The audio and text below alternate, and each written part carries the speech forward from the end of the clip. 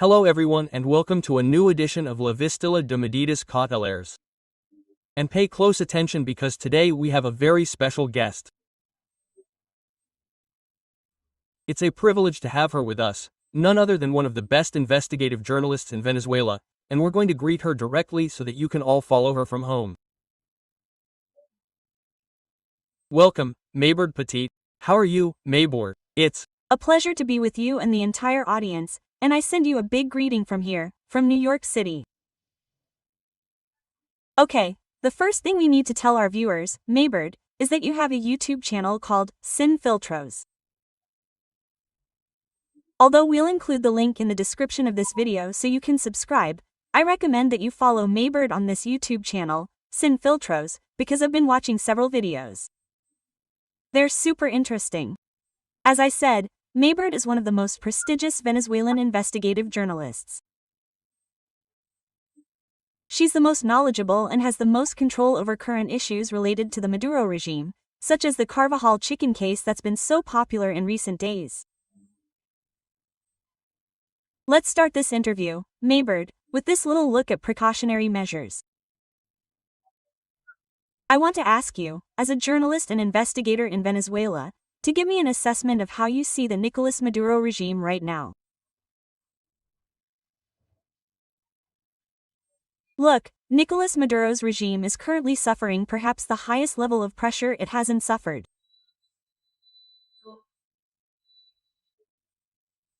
Since 2002, when Hugo Chavez was removed from power by rebellion of the people, including me in Caracas at the time. He leaves power and manages to return a few hours later through the mechanisms of complicity that existed at the time. But since that event, including those of 201,427,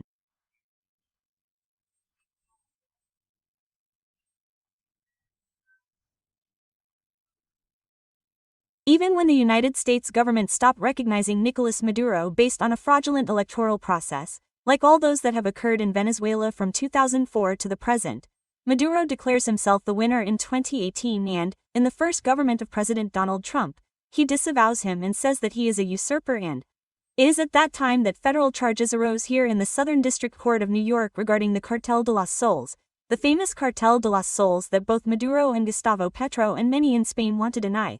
But there are many people who have already been prosecuted, there are people who have practically been taken to court and have been found guilty.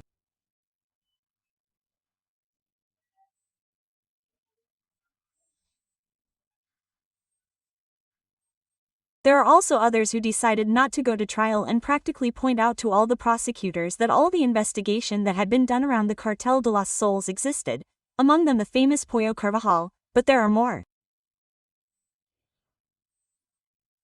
In relation to what may happen in Venezuela, there is also, and this is good to clarify to people, a process of disinformation warfare.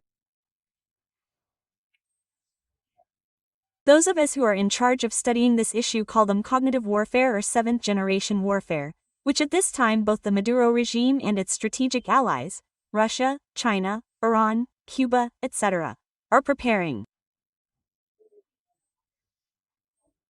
Perhaps, and this will go down in history, one of the most damaging cognitive wars and the one that has caused the most harm to the population.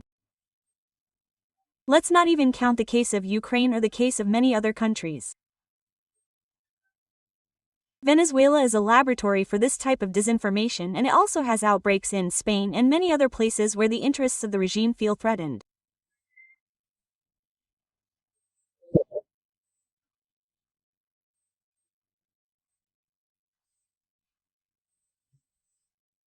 There are many countries that are involved and, sadly, these large criminal corporations have, in addition to a lot of power and a lot of money from the criminal industry, they have managed to put the money into the markets of Western countries, and with this they have not only bought real estate, businesses, but they also coordinate media outlets, social networks, bot farms that allow them to impose false information when needed for two objectives: to attack, to create confusion in the psyche of the Venezuelan community in particular, if we are talking about this case, and to generate false perceptions and realities.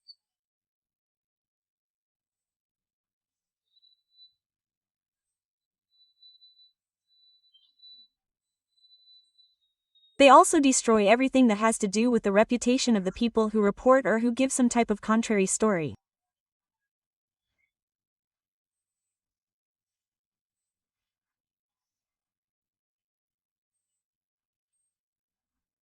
And, likewise, I think it's important to also highlight this.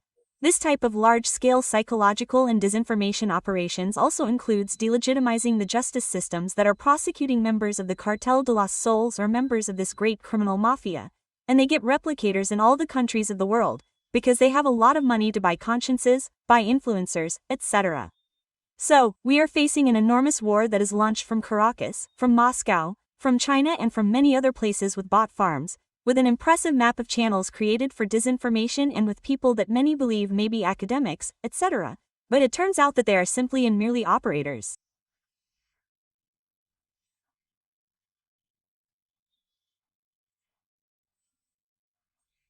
This is what we are experiencing now. The United States has said that it will continue to pressure the drug cartels and the organizations that the United States government has designated as global terrorists.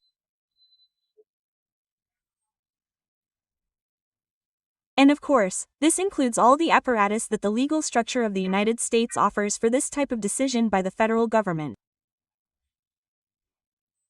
There are many days of conflict ahead of us, and I believe that Maduro, Diosdado, Cabello and company are going to spend many late nights, as well as a lot of nervousness on the part of Venezuelans who are waiting for change. Maybord, you have French and Spanish roots.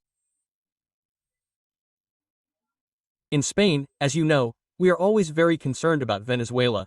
Everything that all Venezuelans have been suffering for many years with chavismo, first with Chavez, then with Nicolás Maduro.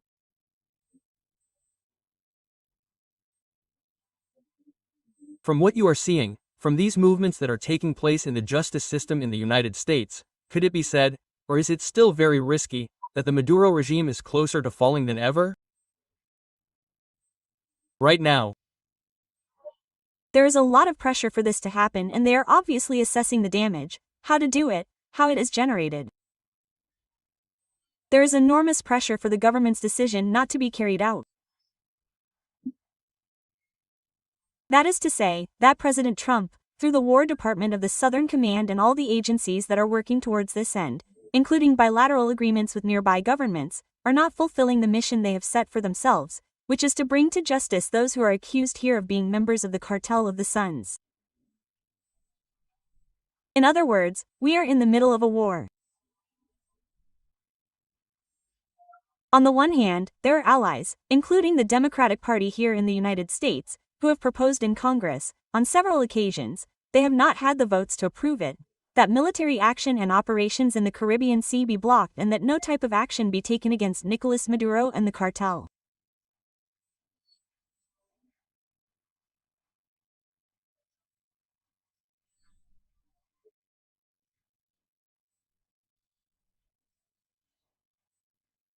That has been discussed in the plenary session. They have not achieved the votes, but also in the streets and particularly in New York City, where there are so many communist, socialist, pro-socialist, pro-cartel organizations, and there are members of the Cartel de los Soles, the Tren de Aragua, and all these organizations united to impose opposing narratives that go, not only in saying that the Cartel de los Soles brings cocaine to the United States, which is very difficult to deny, taking into account that there are several members of that criminal organization in prison, prosecuted and who have confessed to their crimes, but there is also the other armed wing of the regime, which is the Tren de Aragua, which operates on the streets of New York and is part of all these processes in which the reference that the cartel does not exist or the Tren de Aragua does not exist has practically mimicked the discourses of the radical democratic groups and these communist organizations, of which there are many in New York.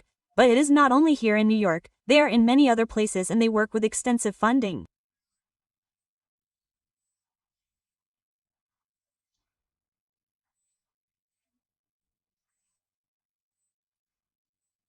We also have organizations like the People's Forum and others, or NGOs or those working under the guise of NGOs, that are taking action to prevent anything from happening.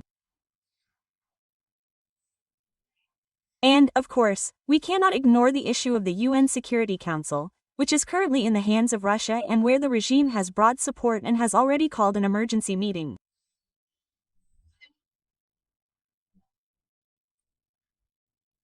And we are waiting for this week, following the statements of the President of the United States, who has indicated that he has definitely given the go-ahead for the CIA to carry out operations in that area, for them to request a new meeting, and we are waiting for the date, which they will most likely set this week.